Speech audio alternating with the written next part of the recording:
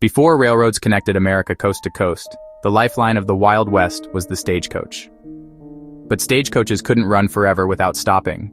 That's where stagecoach stops came in, dusty outposts that kept the West moving. And trust me, these places weren't just rest stops.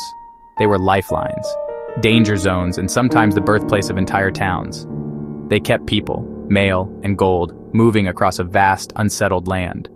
But to understand them, let's start with why they existed. A fully loaded stagecoach could only travel about 10 to 20 miles before the horses were exhausted. That's why stations were built along the routes, so drivers could swap out horses. Passengers could grab a meal, and mail or gold shipments could keep moving west. There were two main kinds of stops: swing stations, small, simple outposts with little more than a stable and a bunk. Here, horses were swapped in minutes, and the coach rolled on. Home stations, larger, more permanent stops with food, lodging, a blacksmith, and sometimes even a saloon. If passengers were lucky, this was where they could eat something hot, or at least edible. These stations offered a rare bit of comfort on a hard journey. Life at these stations was rough. Station keepers lived in isolation, often with just a few helpers. Meals were plain: beans, bacon, bread, and coffee. Travelers rarely expected luxury, just a roof, a meal, and maybe a hard bed. And the real treasure at every station wasn't the food. It was the horses. Fresh teams were the difference between survival and disaster. But these stops weren't safe havens. They were prime targets for bandits and raids. Stagecoaches carried payrolls, bank shipments, even gold, making every stop a tempting target.